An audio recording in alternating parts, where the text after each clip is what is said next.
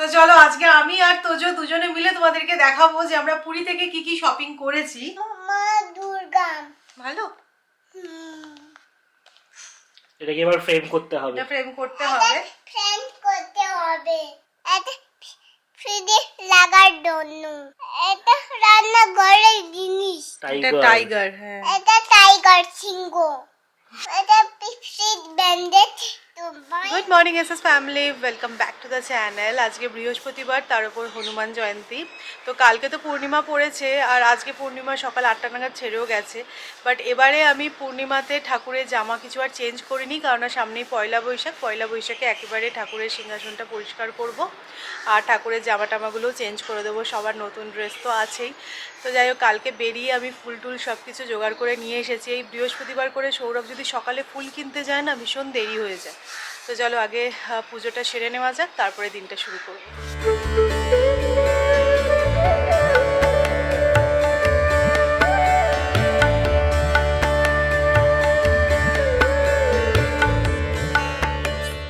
সত্যি বাচ্চারা কত ইনোসেন্ট হয়। আজকে সকালবেলা তোদের সাথে কথা বলতে বলতে একটা জিনিস বুঝলাম, ওর স্কুল সম্পর্কে ধারণাটা না পুরো অন্য রকম।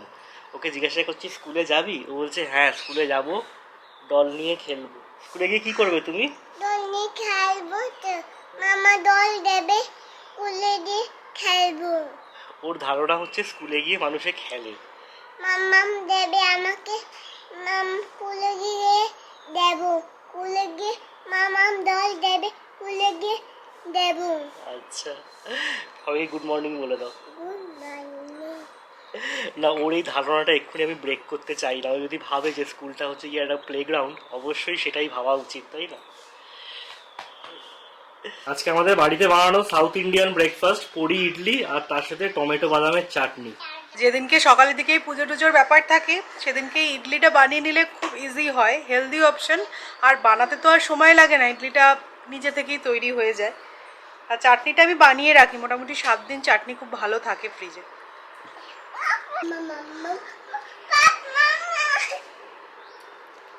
কলকাতায় যাওয়ার আগেই তোমাদেরকে আমি বলছিলাম যে এখন আমি একটা কাজ করি, সেটা হচ্ছে একটু বেশি করে রান্না করে রাখি। সেই দিনটা সকালটা হয়তো আবার পুরোই কিচেনেই চলে যায়, বাট সেটা করলে কি হয় বলো তো, অনেকটা সুবিধা হয়। রোজ ওই সকাল বিকেল কি রান্না করতে হবে আর তার জন্য কিচেনে আসার দরকার হয় না। বাট এই মধ্যে এতটাই আমি বিজি ছিলাম, আমার এত পেন্ডিং কাজ ছিল, সেগুলো করতে করতে আমি যে কিচেনে সকালের দিকটা বেশিক্ষণ সময় দেবো সেটাও আমার পক্ষে পসিবল হয়নি। তো যাই হোক, আজকেও ভেবেছিলাম যে টুকটাক একটু রান্না একটু বেশি করে করব, বাট আজকেও হবে না। সকালবেলা পুজো টুজো দিতে গিয়ে অনেকটা লেট হয়ে গেছে। তো এখন ভাবছি একটুখানি টকের ডাল বানাবো। আর সৌরভটা এত বড় একটা ফুলকপি এনেছে, বাট এই সময় ফুলকপি আলু দিয়ে তরকারি খেতে একদমই ভালো লাগে না। তো ফুলকপির রোস্ট বানিয়ে রাখবো ওটা ডিনারের জন্য। আর সকালে আজকে ভাবছি আর টকের ডাল আলু সেদ্ধ, এটা তো খুবই ভালো একটা খাবার। আর একটা দেখি টুকটাক কি বানানো যায়।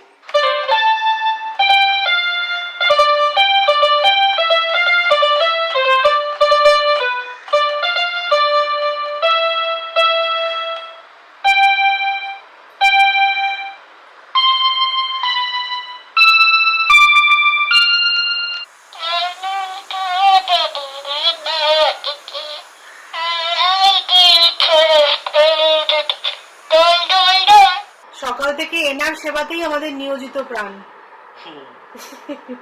সেরকমই খানিকটা ব্যাপারটা। সৌরভ আবার বেরোলো ডাব নিয়ে আসতে ছেলের জন্য, কারণ গরম পড়েছে না, ডেলি একটা ডাব দেওয়ার চেষ্টা করছি। তো যে ডাবটা ভালো, এমনিতে জল খায় না, এইসব ভাবে জল খাওয়াতে হয় জানো, খুব জ্বালা। বাচ্চারা এমনি জল খেতে চায় না, আর তোজো তো আরো এক্সট্রা। বাচ্চারা তো বড় দল খেতে চাই, ডাব খেতে চাই তো বাচ্চারা। বড়রা এমনি জল খায় আর বাচ্চারা বাচ্চারা ডাব খায়। তো পাকা। আমার একটুখানি সর্দি হয়েছিল বলে ভেপারের এই মেশিনটা বার করেছিলাম। আর একজনকে দেখো বায়না করে আমাকে বললো এটা টেবিলের ওপর রাখো, আমি ভেপার নেবো। কি করছো তোজো এটা তুমি? এটা কানেক্টেড নেই, তো সেই কারণে মুখটা একদম ভেতরে ঢুকে দিয়েছে। কানেকশন নেই তো। কানেকশন নেই তো, সব বোঝো তুমি তাই না? মামা আমি ঠুকবো না, আমি ঠুকবো না। তুমি নাকে কি করবে ভেপার নিলে? আমি ঠুকবো না, আমি ঠুকবো না তো। আচ্ছা ঠিক আছে, নিয়ে নাও পেপার নিয়ে নাও।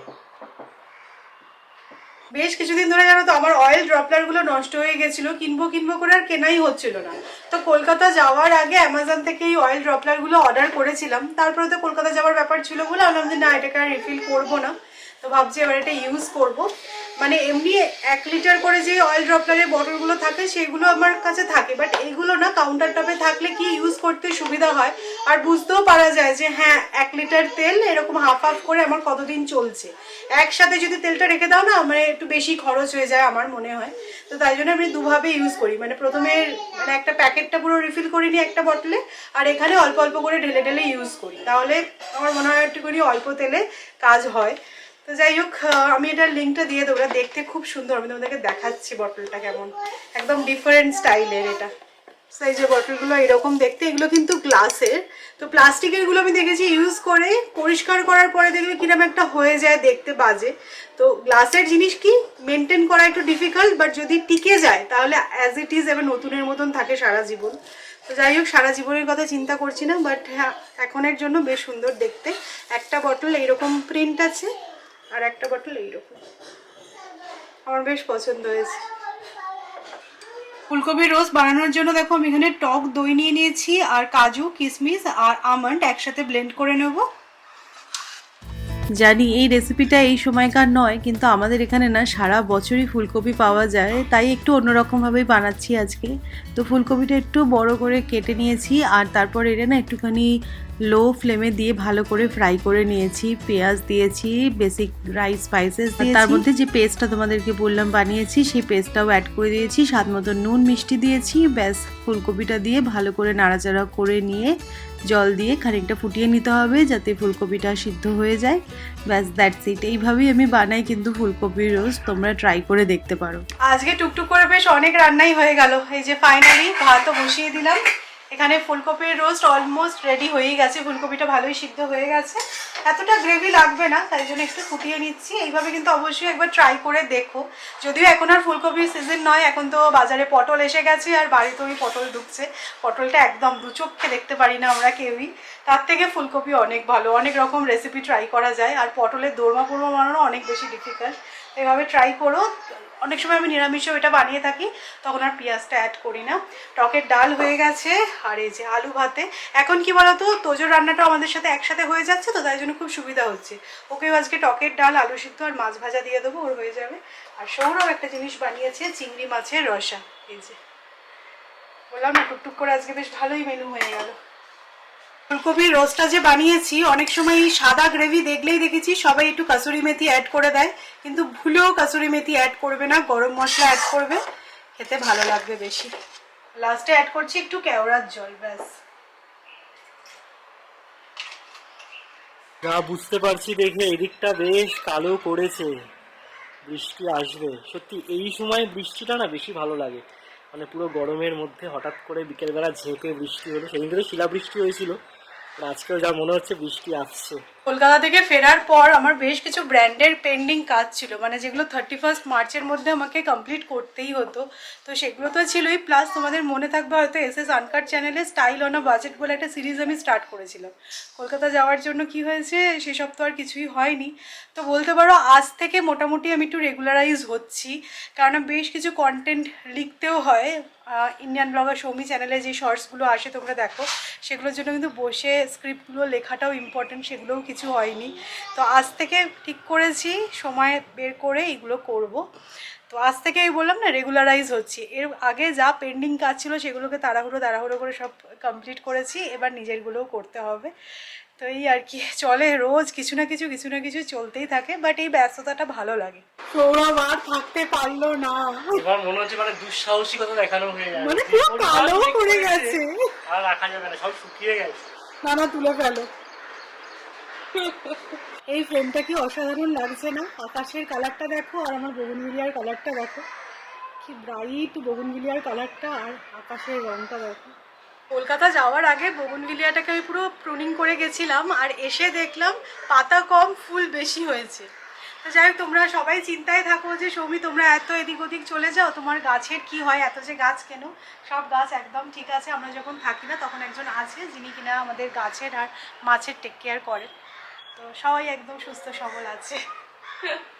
এবারে এসে দেখলাম আমার মানি প্ল্যান্ট গাছটা অসাধারণ হয়েছে। পুরো দেখো পাইপটাকে ঢেকে দিয়েছে, যেটার জন্যই মানি প্ল্যান্ট গাছটা করা, পারপাস একবারে সলভ হয়ে গেছে।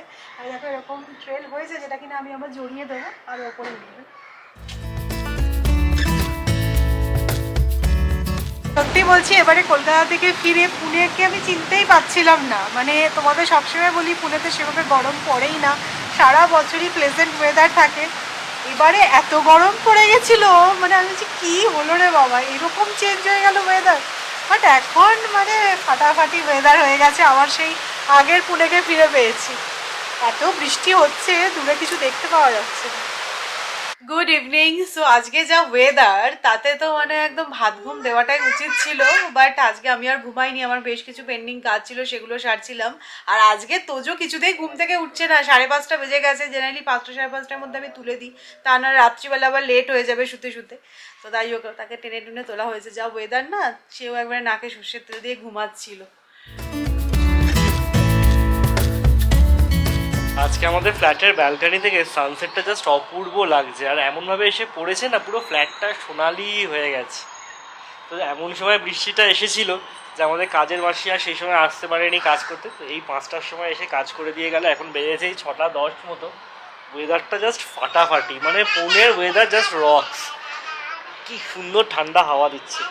তো যাই হোক, আগের দিনের ব্লগে তোমরা অনেকেই কমেন্ট করেছিলে যে মা কেমন আছে। তো মা এখন একদম ফিট অ্যান্ড ফাইন, পুরোপুরি রেগুলার রুটিনে ব্যাক করেছে।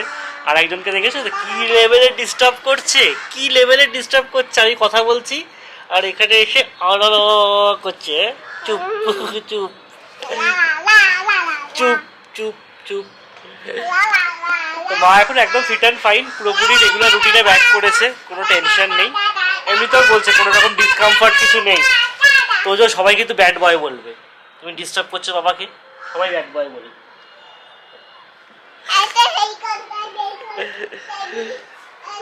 সমানে আমাদেরকে ডিস্টার্ব করে যাবে।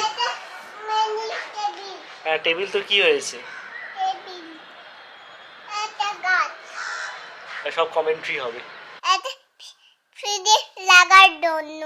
ভালো করে দেখাও, ঘুরিয়ে দেখাও। হ্যাঁ, কেমন জিনিসটা দেখাও ঠিক করে। আচ্ছা, অ্যাকচুয়ালি সৌমি এখানে বসেছে যে পুরী থেকে আমরা কি কি কেনাকাটি করেছি সেটা দেখাবে বলে। তো মোটামুটি সৌমিকে দেখাতে হবে বলে মনে হচ্ছে না। তোজো দেখিয়ে দেবে। বলো আর কি কি কিনেছো তুমি পুরী থেকে? এটা কিনেছি। এটা কি? এটা তোজো কিনেছে, এগুলো সব তোজোর জিনিস। এটা রঘুরাজপুর থেকে কেনা হয়েছে। আমার জিনিস। আচ্ছা, আর কি কি আছে দেখাও। এটা আছে। দেখাও ঠিক করে সবাইকে। এটা এটা পেন্সিলটা আছে। পেন্সিলের উপরটা দেখাও, কি সুন্দর একটা দেখো। এটা টাইগার। টাইগার, হ্যাঁ। এটা টাইগার সিংহ। টাইগার সিংহ নয়, টাইগার আর টাইগার। এটা এটা পিজিয়ান। আচ্ছা, পিজিয়ানের তো কালারফুল হয় জানতাম না কিন্তু, না বেশ ভালো। আচ্ছা, আর কি দেখাতে চাইছো তুমি? দেখাও আর কি কি কিনেছো, সব সব দেখাও। এটা কিনেছি। এটা অ্যাকচুয়ালি একটা ফ্রিজ ম্যাগনেট। তো তোজো বলছিল না যে ফ্রিজে লাগায়, ফ্রিজে লাগায়। এটা পিপসিট ব্যান্ডেড টু বাই। তো চলো, আজকে আমি আর তোজো দুজনে মিলে তোমাদেরকে দেখাবো যে আমরা পুরী থেকে কি কি শপিং করেছি। রঘুরাজপুর থেকে তোজো কি কিনেছে সেগুলো তোমাদের তো দেখিয়েই দিয়েছে। তোজোর যেই জিনিসগুলোতে ইন্টারেস্ট আছে, এবার অন্য যেই জিনিসগুলোতে আমার ইন্টারেস্ট আছে সেগুলো তোমাদেরকে দেখাই। তবে হ্যাঁ, তোমাদেরকে আগেই বলেছি যে একটা পটচিত্র অলরেডি আমি অর্ডার দিয়ে এসেছি, সেটা তো এখনো হাতে পাইনি, তো ওটা ওরা কুরিয়ার করবে। বাট আরও টুকটাক জিনিস আমি রঘুরাজপুর থেকে নিয়েছি। তোজোর জন্য এই পেন্সিলগুলো আমার খুব পছন্দ হলো, তো এগুলো একটা নিয়েছিলাম। পছন্দ হয়েছে। আর দেখো এটা কি সুন্দর দেখতে, এটা ফুলের সাজি আর সাজি, হ্যাঁ। ওটা গুপুর দাদার তো। এটা এটা গোপু গপু দাদা। দাদা, ঠিক। এটা তো এটা আমি পুজোর কাজে ইউজ করবো বলেই নিয়েছি। এটা গুপুর দাদা তো। হ্যাঁ, এটা গপু দাদার, তো গপু দাদার জন্য এনেছি এটা। গুপুর দাদা টান করবে এর মধ্যে। ঠিক সব আছে, মনে থাকে। মানে সেদিনকে আমরা আলোচনা করছিলাম কিনতে গিয়ে যে এখানে গোপালকে বসিয়ে স্নান করানো যাবে, তো মনে আছে। গোপালকে বাঁচে ফ্যান করাতে হবে। ঠিক আছে। খুব সুন্দর দেখো হাতের কাজ সত্যি, হ্যাঁ। তোমাদেরকে বারবারই বলছি ছুটি হাতের কাজ। যারা যারা তোমরা পুরী যাচ্ছ অবশ্যই রঘুরাজপুর ভিজিট করো। একদম। তো রঘুরাজপুর থেকেই দেখো আমি আরো একটা পেন্টিং এনেছি। এটা না মা দুর্গার ওপর দেখো এই পটচিত্রটা এরকম দেখতে, এত অপূর্ব, পুরোটা কিন্তু এগুলো হ্যান্ড পেন্টিং। আমি দেবো, আমি দেবো। দেখো মা দুর্গা। ভালো, এটাকে এবার ফ্রেম করতে হবে। এটা ফ্রেম করতে হবে। ফ্রেম করতে হবে। ঠিক আছে। আমার এত পছন্দ হলো মা দুর্গার এই পটচিত্রটা। দিদি খেলবো তো। না এটা খেলার জিনিস নয়, এটা সাজিয়ে রাখার জিনিস। এটা মামার, তো মামার জিনিস। হ্যাঁ এটা মাম্মার জিনিস। এটা তোদের জিনিস। হ্যাঁ এটা তোজোর জিনিস। টনটনে জ্ঞান। এটা তোদের জিনিস। জানিও তোমাদের কিরম লাগলো এটা, আমার তো অপূর্ব লেগেছে। তোমরা অনেকেই জিজ্ঞাসা করেছিলে রঘুরাজপুরের এই পেন্টিং গুলো দেখে যে সৌমি কিরকম দাম একটু বললে আইডিয়া পাবো। তো দেখো এটার না কোনো এক্স্যাক্ট দাম ওরকম বলা যাবে না, কারণ কোন ছবিটা কতটা সময় লাগছে, কতটা এফর্ট লাগছে তার উপরে দামটা ডিপেন্ড করছে। তো আমি এটা যেটা নিয়েছি সেটার দাম নিয়েছে 600 টাকা। আর সত্যি বলতে আমার না বার্গেন করতে ইচ্ছা করছিল না, কারণ আমরা যদি কোনো মলে যাই কোনো জিনিস কিনি আমরা তো বার্গেন করি না। এটা এত সুন্দর ওরা হাতে বানাচ্ছে, এটার কি দাম হয় বলো, তাই জন্য আমি বার্গেন করিনি, যে টাকাটা চেয়েছি আমি সেটাই দিয়েছি। মোটামুটি এই সাইজের পেন্টিং গুলো 300 টাকা থেকে শুরু আছে, ট্রাইবাল গুলো 300, এই ফিগার গুলোর একটু বেশি দাম। তো এই দুর্গাটা দেখতেই পাচ্ছ কতটা নিখুঁত, কি সুন্দর কাজ। তো এটাই 600 টাকা নিল। আমি যেখানেই যাই আমি চেষ্টা করি গোপালের জন্য কিছু আনতে। তো গোপালের জন্য এই ড্রেসটা ভীষণ পছন্দ হলো। এগুলো নিয়েছি পুরী বিচ মার্কেট থেকে। তো দেখো এটা পয়লা বৈশাখ সামনে আসছে, তো এটা পয়লা বৈশাখেই পরাবো ডিসাইড করেছি। তো এটা একটা নিয়েছি, আর এই যে বক্সটাও নিয়েছি দেখো, এটা ওই পুরী বিচ মার্কেট থেকেই নিয়েছি। এরকম বক্স পুরীতে গিয়ে এর আগেও আমি নিয়ে এসেছিলাম, ওটা সাইজটা একটু ছোট ছিল, তো এটা একটু বড় দেখে এনেছি। এটাতেও ঠাকুরের জিনিস টুকটাক রাখবো বলেই এনেছি। আর পুরীতে এবারে গিয়ে প্রথম আমি শাঁখা কিনেছি। এত শাঁখার দোকান আর এত ভ্যারাইটি, আর দামটাও আমার ঠিকঠাক লেগেছে। 100 টাকায় এই শাঁখাটা আমি পেয়েছি। দেখো ডিজাইনটা কি সুন্দর, মানে হাফ এইরকম ডিজাইন আর হাফ এইরকম। তো একটু মোটা দেখে নিয়েছি, সরু শাখা তো আছে, আর সবই মানে 100 টাকায় সরু মোটা যাই নেবে না কেন, তাই ভাবলাম যে 100 টাকায় যখন পাচ্ছি তাহলে একটু মোটা দেখেই নিই। তো এটা নিয়েছি, আমি জানি এটা আমার হাতে হবে কিনা, দেখে তো মনে হলো হয়ে যাবে। তো এটা একটা নিয়েছি। আর পুরীতে গেলে ম্যান্ডেটারি এই জিনিসটা মনে হয় প্রত্যেকেই কেনে। ঠাকুরের জন্য দেখো সলতে নিয়েছি, 50 টাকায় এতগুলো সলতে পেয়েছি। এবার দেখাচ্ছি স্বর্গদ্বার মার্কেট থেকে আমি কি কি কিনেছি। একটা ব্লাউজ পিস নিয়েছি, এটা বেসিক্যালি আমি ঠাকুরের জায়গায় পাতবো বলেই নিয়েছি। এই কটকির পাড়গুলো খুব সুন্দর লাগলো দেখতে, তো এটা এরমভাবে যখন আমি ঠাকুরের সিংহাসনে পাতবো না, দেখতে খুব ভালো লাগবে। তো এটা 140 টাকা নিয়েছে, 1 মিটার আছে। প্রি ব্লগ যারা যারা দেখেছো তারা তো জানবেই, তোমাদের বলেছিলাম যে প্রথমবার এবার আমি পুরীর থেকে বেড কভার কিনেছি। তো এই যে এই সেই বেড কভার, আমার কালার কম্বিনেশনটা ভীষণ পছন্দ হলো। 850 টাকা নিয়েছে, একদম কটনের মধ্যে। একটা ইউজ করে দেখি, বেশ সুন্দর জিনিসটা। পিলো কভারও আছে, পিলো কভারের সাইজগুলো দেখো বেশ বড় বড়। তো এটাও ভেবেছি পয়লা বৈশাখেই পাতবো। আর তোজোর জন্য দেখো এই একটা ফতুয়া টাইপের নেওয়া হয়েছে, এটা দেখতে বেশ মিষ্টি লাগলো। মিষ্টি লাগলো তো। এটাও তোজো পয়লা বৈশাখে পড়বে। হুম, এটা তোজো নিজে পছন্দ করে দেখে নিয়েছে। হ্যাঁ দেখো না গায়ে ফেলে দেখে নিচ্ছে আবার একবার। ঠিক আছে। হ্যাঁ আয়রন করতে, তো আমি আয়রন করি। আচ্ছা আয়রন করে পরবে, হ্যাঁ ঠিক আছে। আয়রন করে আমি পরবো। ঠিক আছে, এগুলো 100 টাকা করে নিয়েছে। খুব ভালো সুন্দর, মানে প্রিন্টটা এত সত্যি। ভালো লাগলো। এগুলো আমি নিয়েছি। Last but not the list, আমি একটা শাড়ি নিয়েছি বয়নিকার থেকে। এই শাড়িটা তোমরা দেখেও ছিলে, তখন আমি দেখছিলাম আর আমার খুব পছন্দ হয়েছিল। তো এই শাড়িটার নাম ওরা বললো হাব্বাস পুরি। তো এই পাটটার জন্য, এটা কিন্তু পুরোটাই সুতোর কাজ দেখো। আমার একটু ডিফারেন্ট লেগেছে এই শাড়িটা, কারণ সবসময় ওই টেম্পল পার হয়ে যায় পুরী থেকে যাই শাড়ি আনি না কেন, বাট এটা একটু ডিফারেন্ট, কালারটাও খুব ভালো লাগলো। আর এটার মেইন যেটা ভালো লেগেছে, কন্ট্রাস্টে ব্লাউজ পিস আছে। তোমাদেরকে দেখাচ্ছি, এটাও ভাবছি আমি পয়লা বৈশাখের জন্য ব্লাউজটা বানিয়ে নেব। এই যেটা হচ্ছে আঁচলটা, আঁচলটা দেখো কি দারুণ। আর এই যে ব্ল্যাক কালারের ব্লাউজ পিসটা আছে কন্ট্রাস্টে, তো এটা খুব পছন্দ হলো। তো এটাই একটা নিয়েছি। সৌরভ এবারে বলছিল অ্যানিভার্সারি আছে, হ্যাঁ আমি এদিক বলছিলাম একটা বলছিল। কটকি শাড়ি খুব করছিল সৌমি। কটকি না, ইক্কাত, ইক্কত, সরি সিল্কের ইক্কাত। তো বললাম নিতে, তারপরে আর সৌমি রাজি হলো না, বললাম না ঠিক আছে একটাই থাক। এটা নিয়েছি, এটার প্রাইস নিয়েছে তোমাদেরকে বলে দিচ্ছি, এই যে এটা 4,900 টাকা, 4,200 টাকা, 4,200 না 300 নিয়েছে, 4,300 মতো নিয়েছে। হ্যাঁ সেদিনকেও শাড়িটা গায়ে ফেলে এত ভালো লেগেছিল, মানে আমি জানি না ক্যামেরায় বোঝা যাচ্ছে কিনা, বাট শাড়িটার না একটা ডুয়াল টোন আছে, মানে যে উইভিংটা হয়েছে একটা ব্ল্যাক সুতো দিয়ে আর একটা গ্রিন সুতো দিয়ে, সেই কারণে দেখো একটুখানি মানে ডুয়াল শেডটা বোঝা যাচ্ছে। আর তার সাথে পাড়টাও খুব সুন্দর ফুটেছে। যেই ম্যাগনেটটা আনা হয়েছে ওটা তোজো নিজে এসে ফ্রিজে লাগিয়ে দিল। বারে বাহ, খুব ভালো হয়েছে, ক্ল্যাপ। ওখান থেকে আমি লাগিয়ে দিচ্ছি তোরা। তো এই ছিল আমার পুরীর শপিং, আর তোমাদেরকে দেখাবো রঘুরাজপুর থেকে যখন ওই পেন্টিংটা আসবে তখন তোমাদের সাথে ওটা শেয়ার করে দেবো।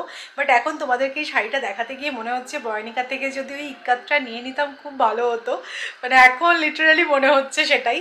আর আমি 4 বছর আগে গেছিলাম, ওরা নিজেরাও বলছে যে শাড়ির দাম প্রচুর বেড়ে গেছে।